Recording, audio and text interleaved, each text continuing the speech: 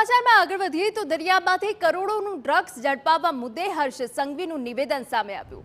પાકિસ્તાનની નાપાક હરકતનો પર્દાફાશ થયો। દરિયામાંથી ડ્રગ્સ પકડાયું નથી, પકડવામાં આવ્યું છે।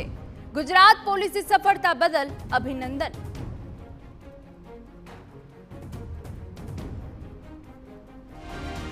ડ્રગ્સ પકડાયું નથી, પકડેલું છે અને એ પકડનાર ભારતીય કોસ્ટગાર્ડ અને ગુજરાત એટીએસની ટીમ ખૂબ મહેનત થકી આ ડ્રગ્સ પકડવામાં સફળતા પ્રાપ્ત થઈ છે। ભારે તોફાની દરિયામાં આ ગરમીના સમયે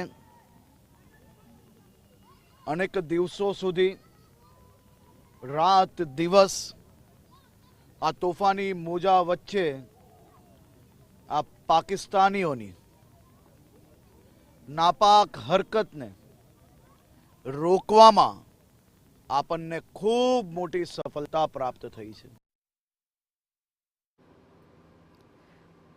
ડ્રગ્સ મુદ્દે કોંગ્રેસ આરોપ, હર્ષ સંઘવીનો પ્રહાર। શું દરિયામાં કોંગ્રેસના કાર્યકરો ડ્રગ્સ પકડવા ગયા હતા? ડ્રગ્સ મુદ્દે રાજનીતિ કરવી તે યોગ્ય નથી। અમે ડ્રગ્સ સામે અભિયાન નહીં, જંગ છેડ્યો છે। પાકિસ્તાનીઓને પૂછો કે તેમના કેવા હાલ થયા છે। આ પ્રવેશ દ્વાર પર કોઈ કોંગ્રેસના કાર્યકર્તા પકડવા ગયેલા ડ્રગ્સ? અને જે કહે છે એને પૂછવું જોઈએ। આ પકડવા માટે જે અધિકારીઓ, જે જવાનો કામ કરી રહ્યા છે, ડ્રગ્સનો વિષય એ રાજનીતિનો વિષય નથી। આ વિષય સામે નરેન્દ્રભાઈ મોદી સાહેબની સરકાર,